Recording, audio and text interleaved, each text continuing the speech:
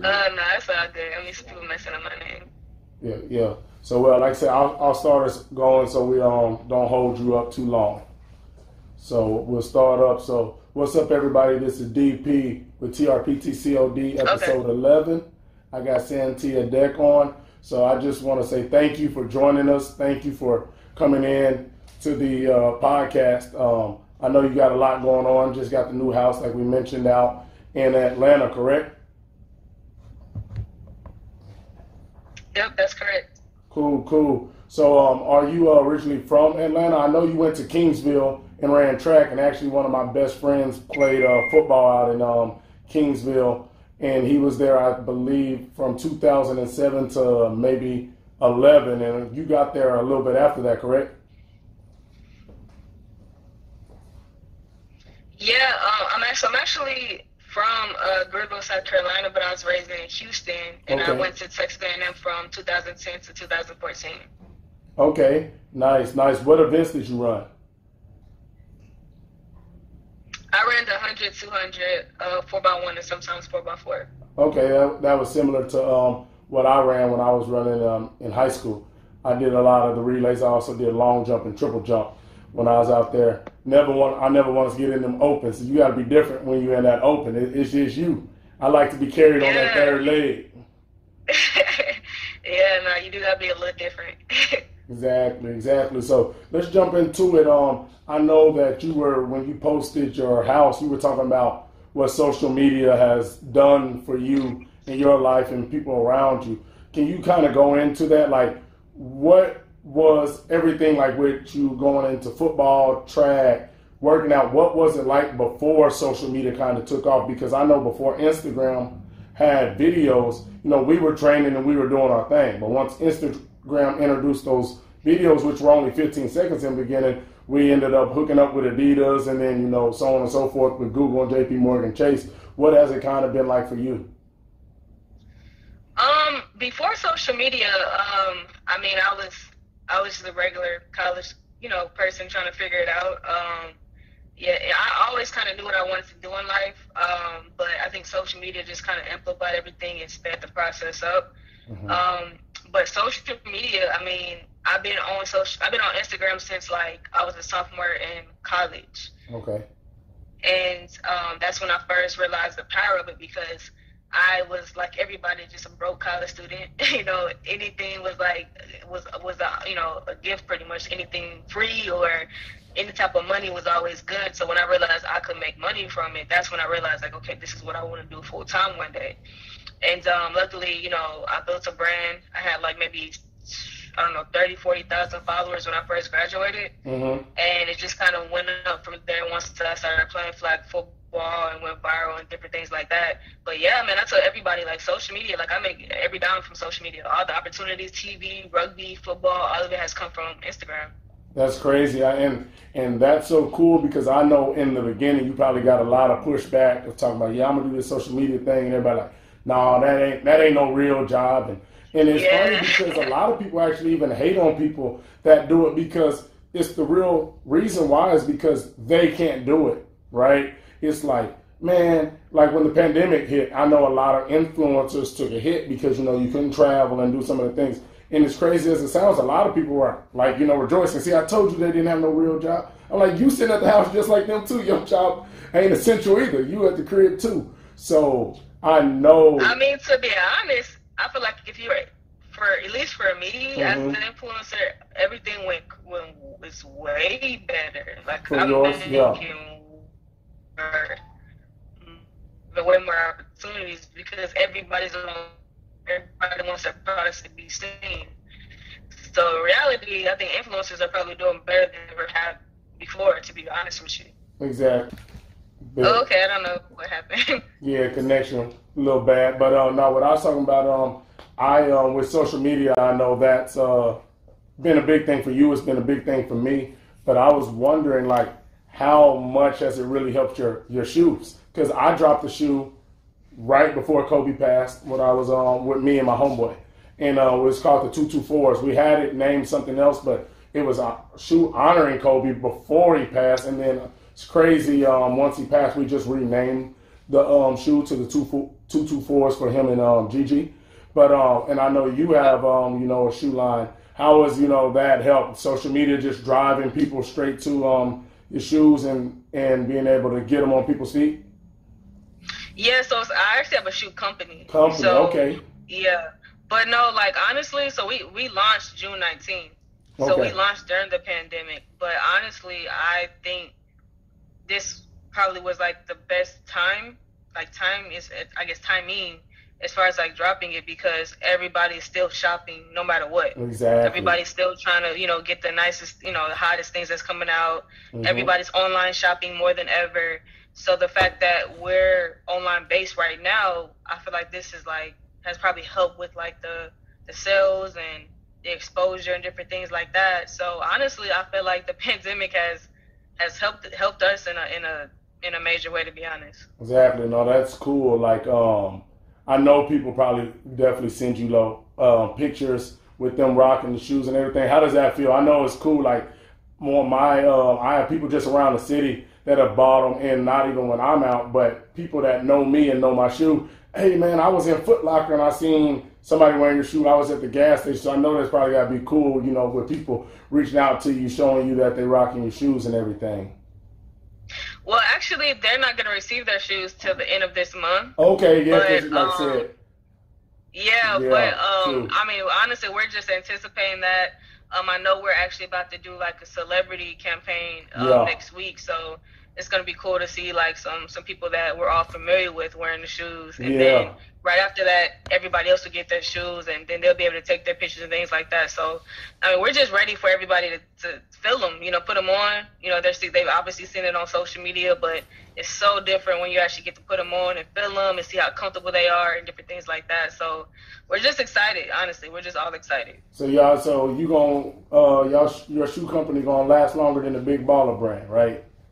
I'm just messing. Like I'm a big BBB fan. I love the Ball brothers. I'm hoping LaMelo go #1. Lonzo's my guy since UCLA. Right. But I love, that's just a joke. But I just love to see people like us, you know, not have to sit there and wait for Nike, Adidas, Under Armour, and all that, and say we can do it ourselves. Because just like I said, I'm wearing my stuff right now. You're wearing your stuff. I tell people all the time, it feels amazing when you look through your closet and you do this, and it's your stuff all the way through there. So, exactly. What really got you into like getting a shoe company, as you said? Like I said, I just put some shoes out. I don't have a company, but what made you say, instead of just doing a shoe, let's build this company? What kind of made you move in that direction? To be honest, it was just a demand, because like when we were just doing sketches before, and I had got approached, you know, by like another brand that was going to do a signature line. Gotcha. And the designer just kind of did some sketches for me. I told him what I wanted it to look like. He got it like on the first try. We put some of the sketches out, and people just were going crazy. So eventually my mom, who's our manager, she was just like, man, we should just make this into like an actual company. And we just kind of took that leap. But because of like how much demand on Instagram and LinkedIn and Facebook I was getting, we all felt like I had enough momentum and popularity and things like that to really kind of push an entire company. And honestly, I wasn't for it at first, because I was like, man, we're going up against Nike. I'm a female, Adidas, Under Armour. Like, you know, this is a male-dominated world. Yeah. People already know like the major brands. They kind of stuck on those brands. But I don't know. I just felt like, man, if we pull this off, this is not only going to be history, but secondly, it's going to like secure, you know, not only myself, but my family's, you know, future, and my future children's future and generations to come. And that's generational wealth. Exactly. And so like, that's kind of why I just said, you know what, let's do it. And it was a 2-year process, but I mean, on June 19th, when we launched, it was just like, I don't know, I can't explain. I mean, I think we all have like a vision for ourselves, but when you actually fulfill that, it's like, man, this is crazy. So like, even now, it's still surreal. All these months, you know, have passed, but I'm still like, man, I have a company. Exactly. So it's like, cool. You know, I just hope that I'm inspiring somebody else to go after their dreams as well. No, that's big time. So like, a lot of people know you obviously doing your thing out there on the football field. What really got you into playing flag, and then the LFL, correct? And then the other league is the WFLA? Yeah, so what got you into football so hard? And I believe when I was going through your story too, somebody asked you like, have you ever dreamed of playing in the NFL? And you were like, no. Like I know a lot of women were like, oh, I want to play in this and that, but you're like, no, this is my lane and this is what I want to do on this side. What really got you going so hard in that? Honestly, like it just kind of fell in my lap, to be honest. Mm-hmm.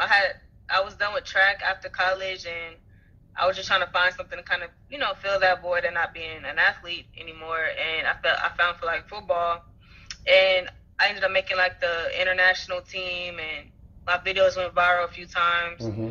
And I started getting the attention of other sports like rugby, which is what I did, shortly after that. But LFL kind of came because of social media. They saw me playing flag, asked me to come to a tryout, went to the tryout, made the team.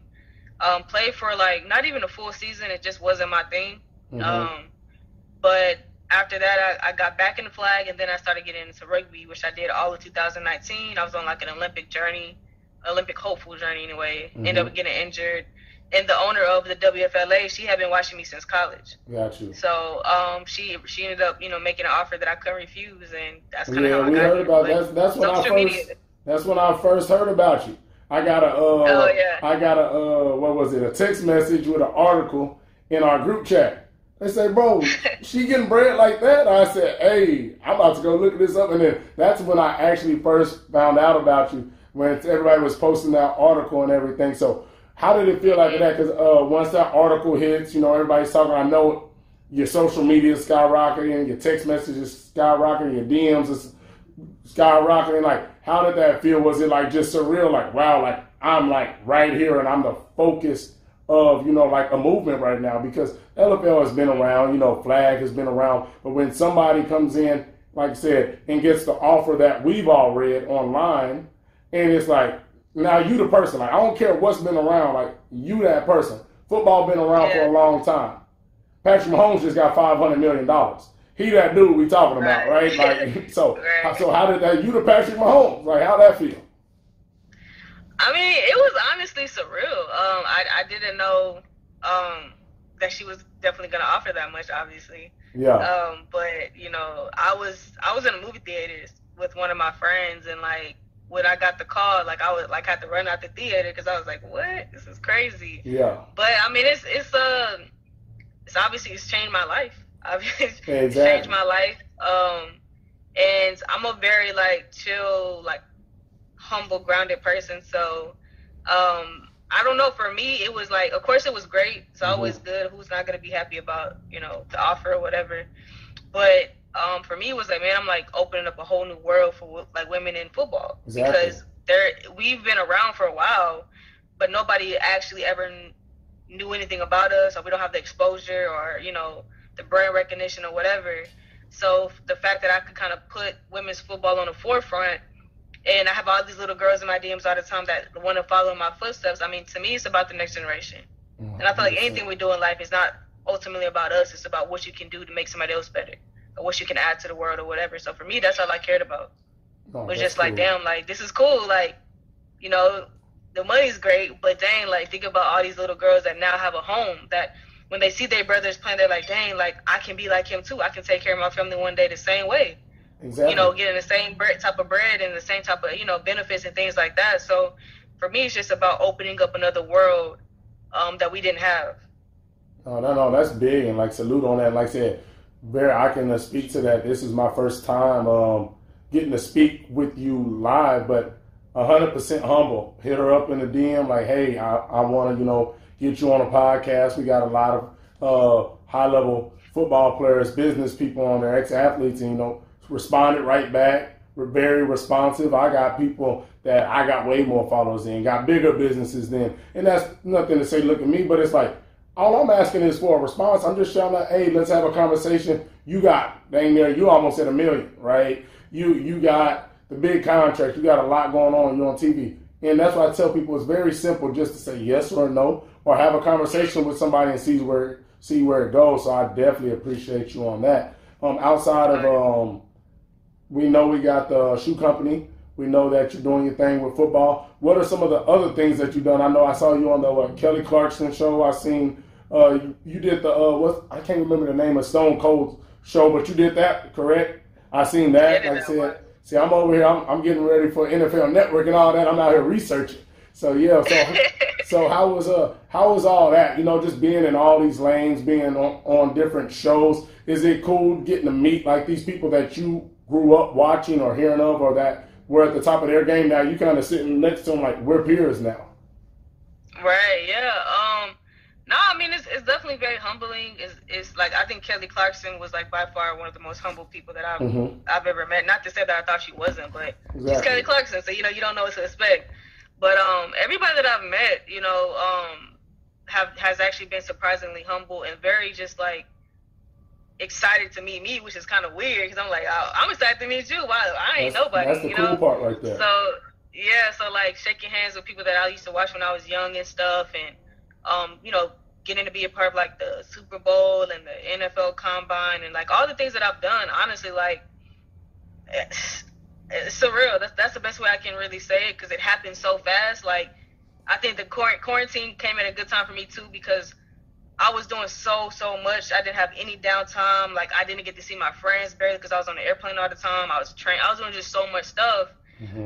So like now that I get to just kind of like sit back and take everything in, I'm like, dang, like I did a lot of stuff in a very short amount of time, and it's I'm just thankful to God. Like I don't know, like I think when things like this happen, all you can do is just say it's God's plan.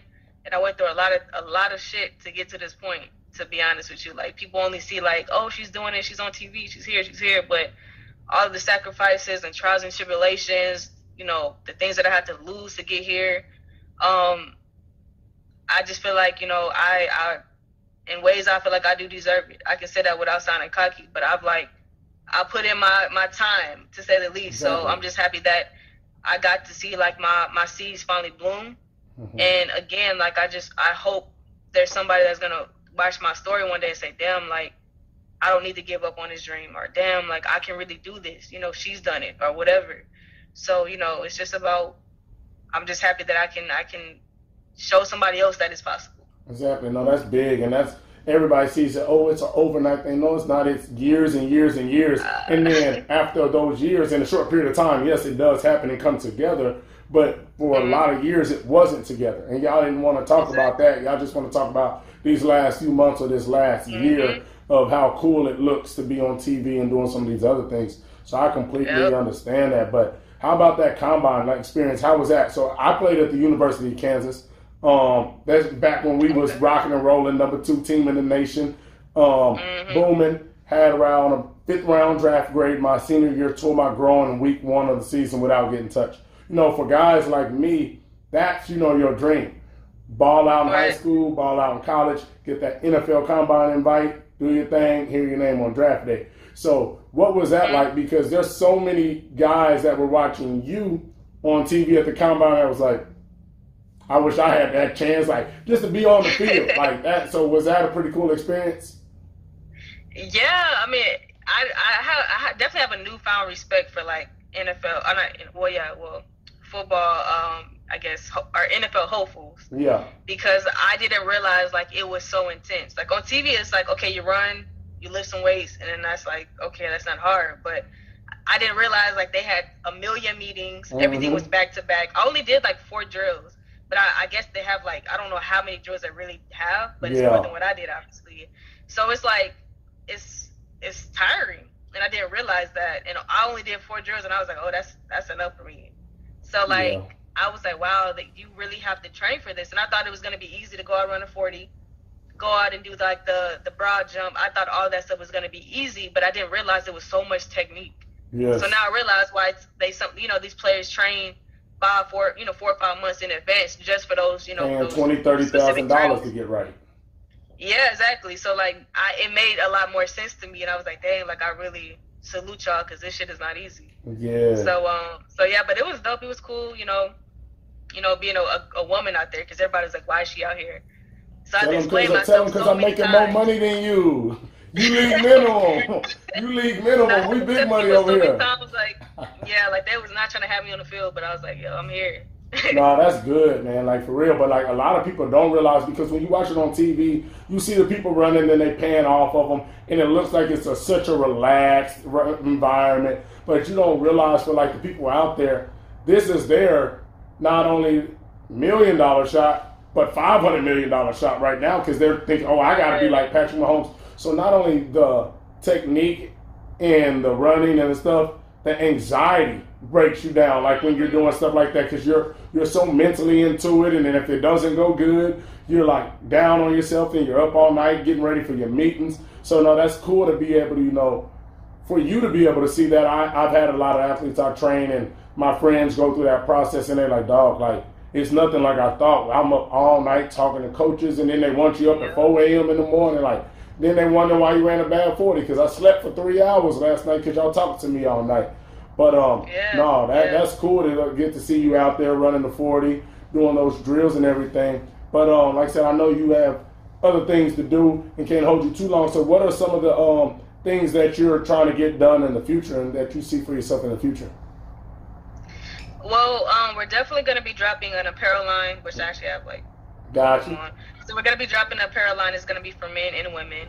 So they both will have their own lines. I'm going to be coming out with a CBD line as well very soon. I'm going to be coming out with my second season of my talk show. And there's a lot of, more things, but I can't even talk about it yet anyway. So all I can say is just stay tuned. But I have a lot of things coming. A lot of things coming. Got you. And before you go ahead and let them know where they can find your shoes at. Like what? Oh yeah, you guys can find my shoes at tronosofficial.com, which is TRONUS official.com. And you can also find out more about what I'm doing at queenupabs.com or TrackBaby001 on all social media. Perfect. And before you go, I just want you to tell the young lady that wants to not only chase her football dream, I don't care, a modeling dream, being a doctor, give her some kind words right now of encouragement of, hey, this is where I started, this is where I got, or just keep pushing, whatever you want to tell her so she can be one day like you. Yeah, I mean, my motto is if you want to go get it. Yeah. So, I mean, if there's no excuses, it doesn't matter how many times you have to fall, how many people you have to lose along the way. If that's your dream, protect it like it's your baby. And don't ever let anybody tell you what you can't do because that's the world's job. As soon as you come out the womb, it's to tell you exactly who you're supposed to be and what you're not supposed to do. Always go against the grain. Don't follow the crowd. Be yourself. It's to me, it's more to me appealing when somebody is different than somebody that just blends in with everybody else. So always be you. Be comfortable in your own skin and go after that dream. Even if you have to sacrifice a lot, that's what it takes to have a dream. Otherwise, everybody would be doing it if it was easy. You're gonna have trials and tribulations in life. That's part of the game. But there's always a rainbow on the other side. So just remember that and stay true to yourself. Man, we definitely appreciate you for coming on, chopping it up with us. Like I said, I appreciate you for being so responsive. I think I hit you up maybe Saturday, Sunday. Man, and we're on the interview on Thursday. So I appreciate it. And man, God's blessing you in many ways. You're blessing others in many ways. Keep doing your thing. We'll stay watching, and we'll meet up in person sometime soon. Keep doing you. For sure. Thank you.